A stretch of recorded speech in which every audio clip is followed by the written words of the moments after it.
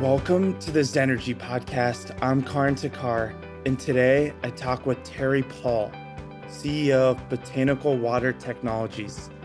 We dive into how his company transforms food waste into clean water and partners with Microsoft to support communities in need. Terry shares staggering water access stats and how we can all help.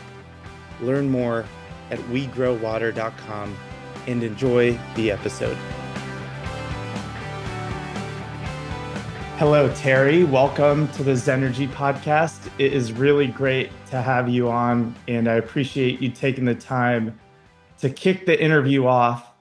Could you talk a little bit about how you stumbled upon the idea of turning fruit and vegetable waste into drinking water? Karen, thanks very much for inviting me as well. I've been really looking forward to spending some time with you. So thanks again for your invitation. Well, I guess the way, Karen, that these things come about, you often don't get up in the morning to do something like that. It's not a normal thing. It's actually something I stumbled across just in my travels in startup land, as we like to call it, working with people who have good ideas. And I was introduced to a chemical engineer who had found a way to harvest water that naturally occurs in fruit and vegetables. And the way we like to dumb it down over the last 3 or 4 years is we call it we grow water. So essentially, it's a new source, an invisible source of water that sits in fruit and vegetables and sugarcane. If you think about it, as the Americans would say, tomatoes are 95%. Well, we call them tomatoes in Australia, so that's why I was calling them tomatoes. But tomatoes are 95% water. So if we could find a way to harvest the water that naturally occurs in plants, then we have a new source of water. Tomatoes, all the same, but very cool. I didn't realize that tomatoes were 95% water. So Yep. From what I hear, the genesis of the idea came from your work growing fruits and vegetables, and then ultimately through that process, the idea came about to try and harness the water from that vegetation. Yeah, well, really, my background is actually financial services, and then an impact investor. So we're looking for different ways, new inventions, people that have that inspiration in the garage. And then what we do is we partner with those people, as we like to call it. We get in really tight and close and help them develop, because a good idea is not enough. I mean, it's better than a bad idea, but there's a whole process you have to go through of what we call commercialization firstly, and then corporatization to make this idea become a reality. And I was introduced to an inventor, a founder, if you like. In the modern day, everyone calls them founders, but they're an inventor, they're a businessman who was in the wine industry.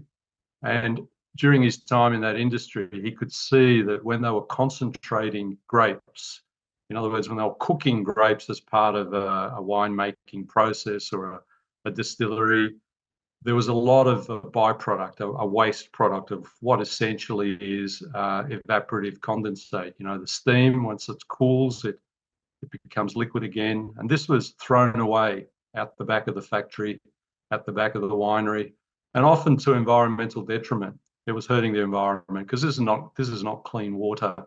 So he set about, as an inventor, to work out a way to clean that up. And in the end, he created the world's first plant-sourced or plant-based water, the water that naturally occurs in fruit and vegetables. And then we've taken it to the next level. And I'm sure we'll talk a little bit more about that in a moment. Yeah, I mean, would love to just dive right into that. Like, what was the process to taking it to the next level? Is it simply a matter of providing capital?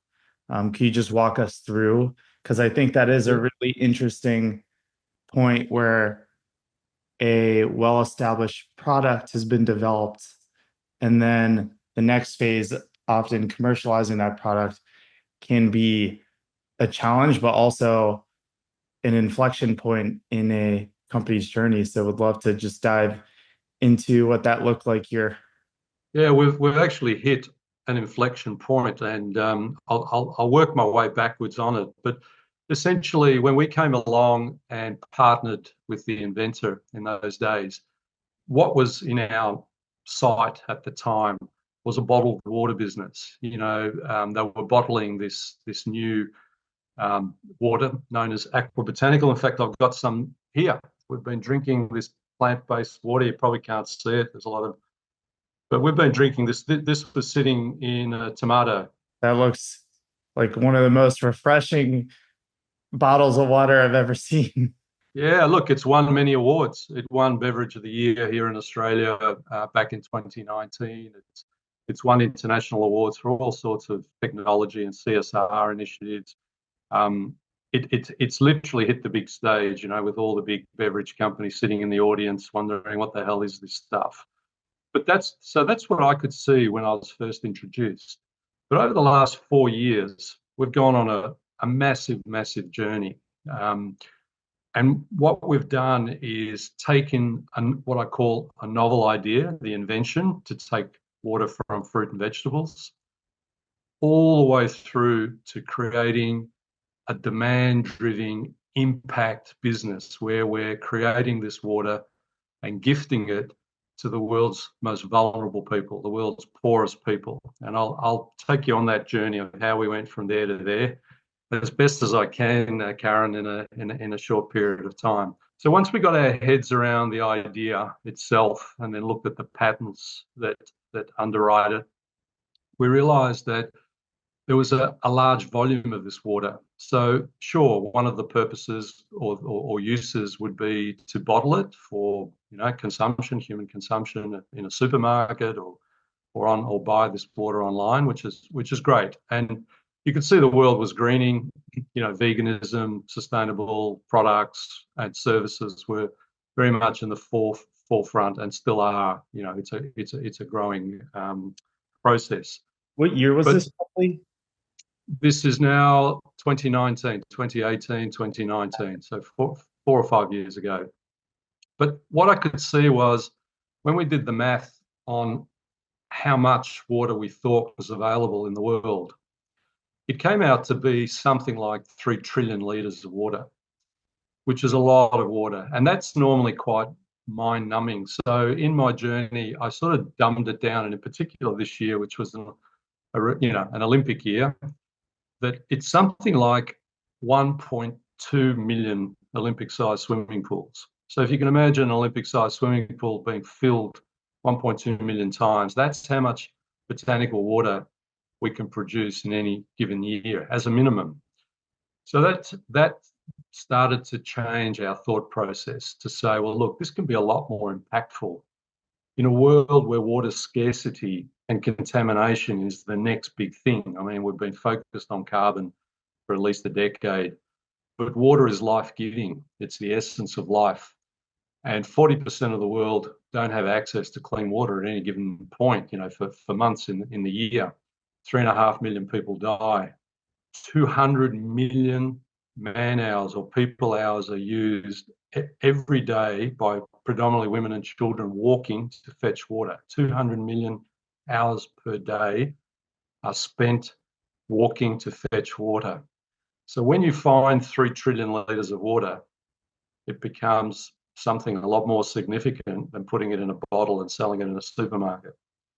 And that was sort of the mindset behind what we've been doing in the last 4 years. So in a lot of the area, I generally work in what we call startup land. We go and find these inventions. We work with the inventor or founder.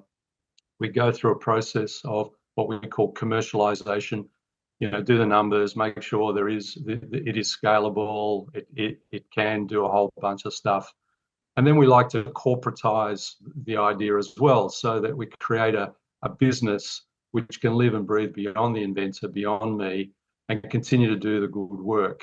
And ultimately, our mandate, our profile is around impactful inventions, positive impact. And obviously, this is one opportunity when you find 3 trillion litres of water. So we came about it, Karen, the other way. We went and looked at the problem itself, how big it is, where it is, and then tried to apply this invention to become part of the solution. So where I started was looking at Fortune 100, Fortune 500 companies and looking at what their stated goals were around their water stewardship, around their, what they call net zero or net or positive water stewardship goals. And as you probably know, the world is now mandating this. We've mandated around carbon, we're now mandating around water. So most of these companies, and these are some of the world's biggest companies, we're talking about Microsoft and Apple and Google and Coca-Cola and Pepsi and Starbucks and Ecolab and Gap and all of these brands that we know and see every day in our lives have now essentially set sustainability goals around water. And that's what we tried to connect to. We tried to take the invention and the opportunity and the volume of water and connect it to their sustainability, their water stewardship goals as a way to help them fix their problem. And we've done that. We've actually recently, as recently as last month, launched our first major project in India, which has an impact sponsor of Microsoft, the world's second largest company, to help Microsoft achieve their water positive or their water stewardship goals. And what we're doing in India is we're having Microsoft sponsor 60 million litres of water as part of their local stewardship goals. Data centres are part of our lives now, as AI is, also coming into our lives. More and more data centres are being built. And one of the problems over and above energy is that data centres also traditionally use a lot of water for cooling purposes. So it means that these wonderful data centres that do so much in our lives can create local problems where local communities are competing for the same water, farmers and villagers and people. So Microsoft, being progressive and wanting to do the right thing, so to speak, in a simple way, are paying us to create 60 million litres of a new source of water, and then we are gifting this water into those local communities to create an impact credit, a water impact credit, to offset or credit the water that they are using traditionally in their data centre.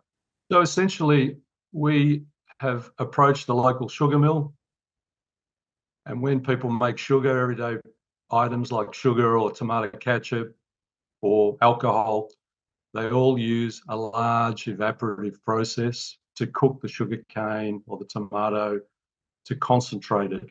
And essentially, it's the steam that comes from that process that we catch and cool, and then we run it through a machine, what we call our water harvest unit. It's a bunch of equipment that sits in a 40-foot shipping container. It's portable, so we ship that to the site, to the sugar mill.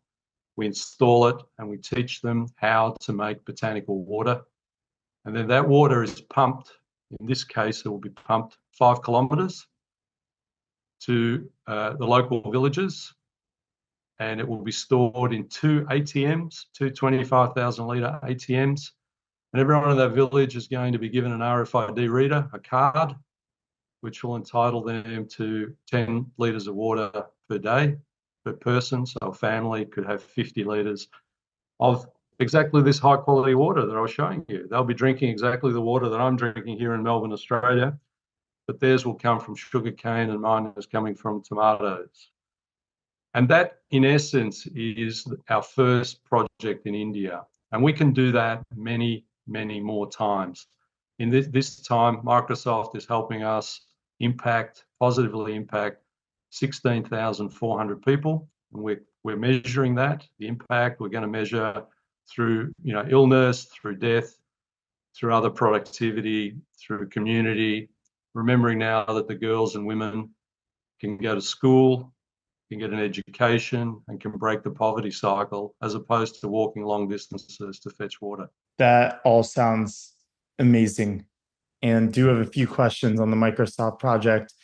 But before diving into those, regarding the size of how much water can be extracted from fruits and vegetation, could you just put it in context of how much water, like roughly, people drink in a given day, especially in these lower income communities?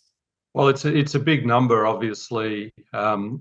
In this particular project, we're benchmarking 10 litres per day per person, and essentially that's for drinking and cooking. I think drinking would be a lesser amount, maybe 3 or 4 litres. The UN does have certain guidelines or standards charter to help people assess that, but it's always going to be that sort of number, and to be able to deliver, to take the friction out of people's lives, that's really the key. That the time spent trying to find water means that more gainful, more important things can be done to help these communities, to help these families, get out of poverty, to help have a better quality of life. I mean, we turn the faucet on and water comes out. We don't even think about it. We have long showers. We swim in our swimming pools. It's only when we turn the tap on and no water comes out do we stop to think, wow, I wonder what's going on there. So it's just such an everyday thing in the developed world that we take for granted. But in the developing world, in the global south, as it's known, it's a massive, massive problem. And going back one step, and it's a really important thing, I think I've been building businesses for close on 40 years, different industries, financial services, manufacturing, all sorts of weird and wonderful things. But the opportunity for me personally to create such impact in these communities where we can literally stop people from dying, 1.5 million people a year in India, and I'm using India as an example. We'll roll this out across the world eventually. But India has, Karen, 18% of the world's population and only has 4% of the world's water. And that is a problem right there. A huge population and access to clean water, an everyday item, a life-giving item, is very, very difficult. So the businesses that I love to build can have impact, and the greatest impact is, in this instance, is human consumption. And the greatest model of a business is what we call a demand-driven business. In other words, fix a problem. If you can fix a problem, then you have something that's very, very valuable. There's no point building a widget or something that I have to come along to you and say, Karen, you should have one of these. This is something of the future. The best sort of business to build, if we wear our business hat, is one that says, Karen, you've got a problem, tell me what it is, and if I can fix it for you, then you'll be a loyal customer. And that's what we've done essentially. The problem we're fixing is at multiple levels. We're fixing problems that Fortune 100, Fortune 10 companies have with their water stewardship. Some of these businesses have infrastructure, have factories, have data centers in places where there is enormous drought. And these assets, these factories are competing with local communities. And really, that's not what they want to do. It's something that's happened over a period of time. So if we can come along and offer a technology-based solution, right? We're not digging wells or planting trees. Some of these long-term projects, as you're seeing with carbon, are falling over because it's not just about establishing a project. It's what's that project going to look like in 3, 5, 10 years' time, as the initiators move on, as things break down, as people move on. These projects often fail, and what we want to do in our model is create a project that is enduring, that can last, 20 years at least. And the way we do that is we do it through a machine. So we're not relying on rain and hoping that, there will be rain. We know as long as people make everyday items like sugar and tomato ketchup and alcohol, then we can make water in parallel. And we attach our water harvest units, our machine, to existing infrastructure. So we don't have to build new factories. We can attach it to a sugar mill. We can attach it to a tomato ketchup factory. And these factories are secure places, right? They've got roads, they've got electricity, they've got compressed air, they've got all the things that we don't have to build again. And they're also incentivized. Part of the process is that the factory will also be paid by the Microsofts of the world to produce this water. So we can take their waste product and now make it into an income generating product. So this is where I call it sustainable capitalism can come into play, where everyone wins. Yeah. Microsoft gets what they want, the That sugar mill gets a new income, the NGO whom we work with in those communities finds a new source of water, and the communities get free, clean drinking water to allow them to get on with a better quality of life. It's the perfect business. it sounds like it. Um, and yeah, you're helping people literally survive. So I don't think there's more of an impact one can have than that. Also, you're saving a lot of time, it seems, for people because, as you mentioned previously, how many hours was it exactly? Where that Two, two, 200 million wow, people hours per day. It's two it's a UN statistic. This hours this is per a day. this is a well published statistic. It just goes to show you, and predominantly women and girls, they carry the burden in those communities to walk. You see it often. I'm sure you've seen video of that happening, and it's pretty mindless in the modern day, where you can imagine your job, for example, would be to go and fetch, as I call it, the water for the family for the day. And you may walk 5 kilometres, you may even walk 10 kilometres to bring back water so that we can cook. And often this water isn't of high quality. It has to be, boiled to perhaps get it into a better quality. And that's why so many people die, because often the quality of the water is poor. Children in particular may get diarrhea, they dehydrate and they die. India has 1.5 million people a year die from water and sanitation related diseases. Massive, massive. There's an abundance of almost everything today, at least in the developed world. Yet in a country like India, people are dying because not having access to water.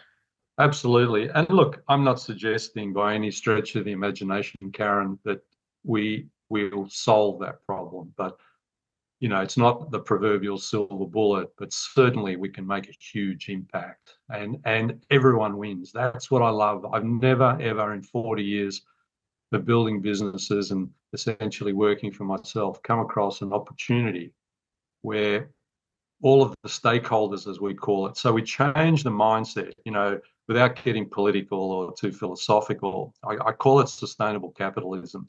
Capitalism in its purest sense can be really harsh. It's something that is polarizing for people, but if somebody wins, somebody else has to lose. So it's very much a shareholder win-lose situation.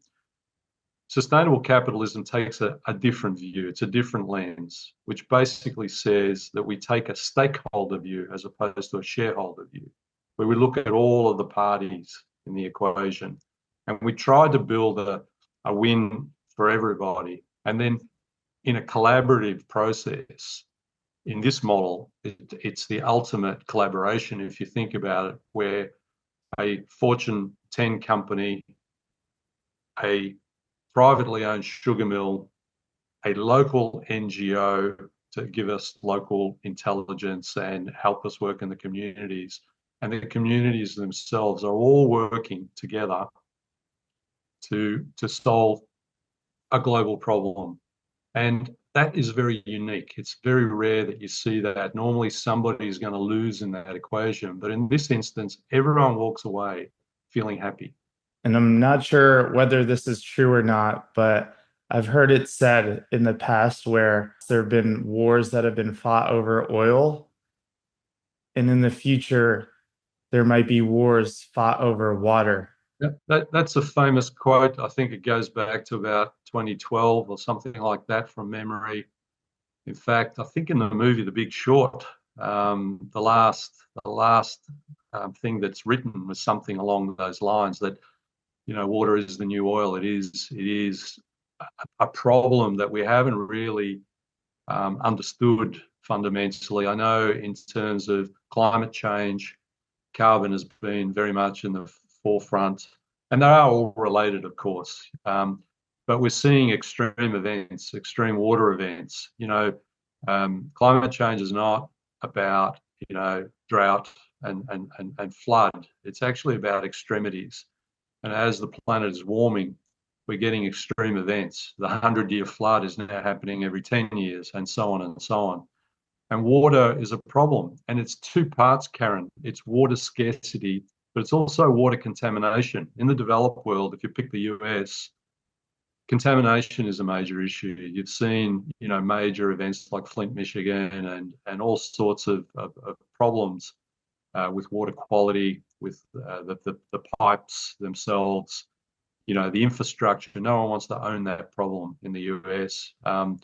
The loss in water underground is 30-40% or whatever the statistic is. It's a huge amount, and it's a different problem, but water is at the essence of it. And as I keep saying, that water is life-giving.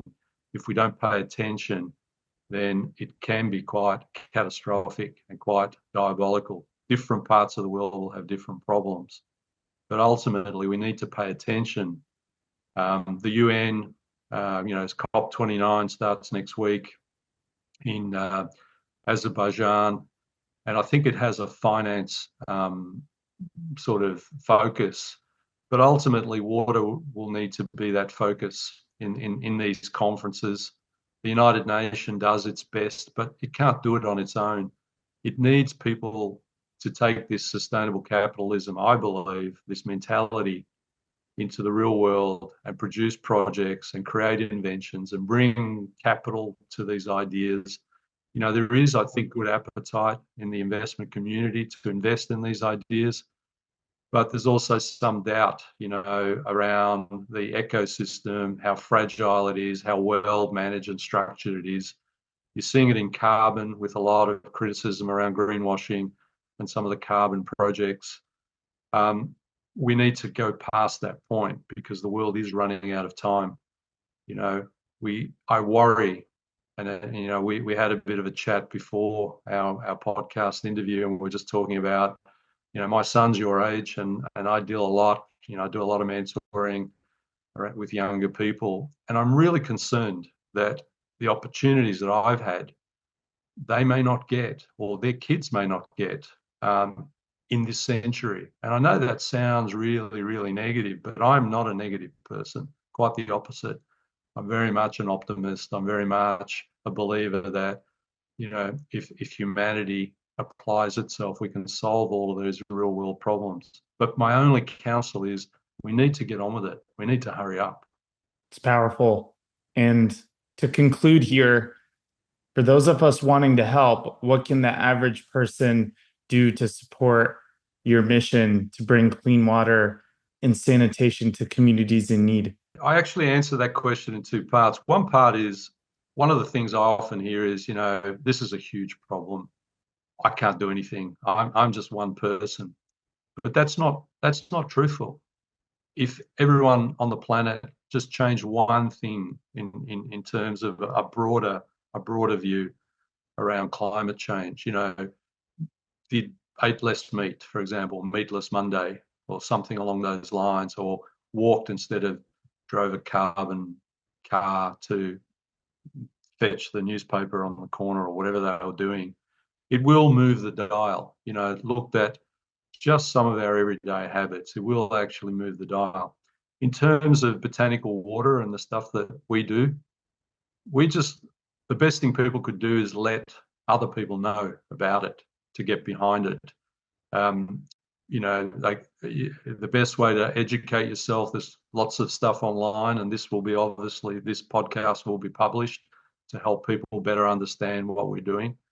But we're not asking for money. We're just asking for people to let other people know that there is a solution, and they can impact through support. Just educating people, letting people know that there is a problem, and there are people such as ourselves out there trying to help solve this problem. Amazing.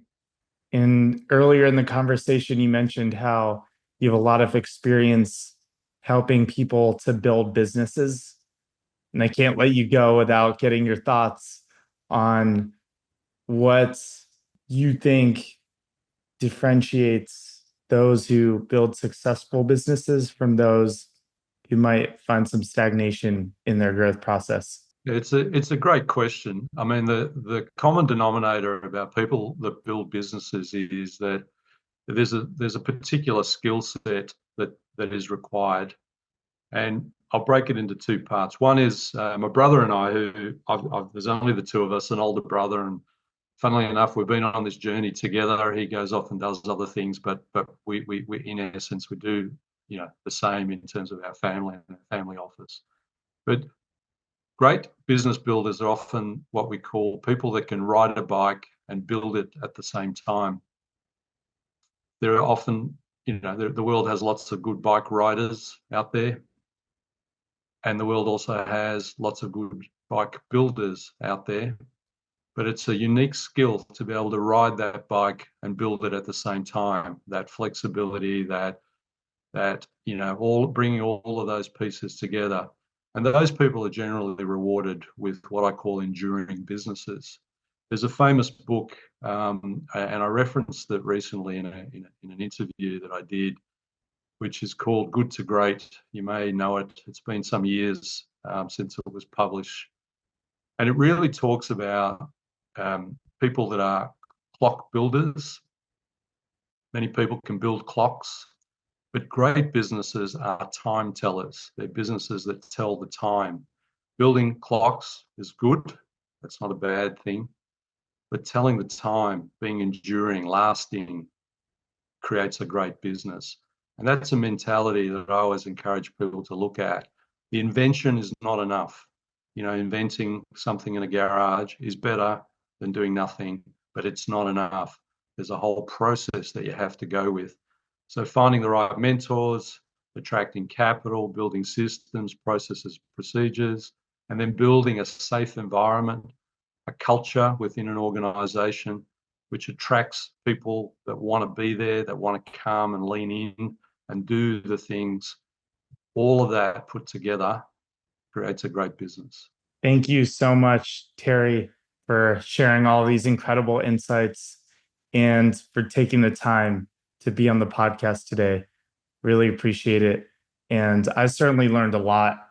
Also really surprised by some of these statistics, and really appreciate you sharing and helping to spread awareness into this really important work that you're doing.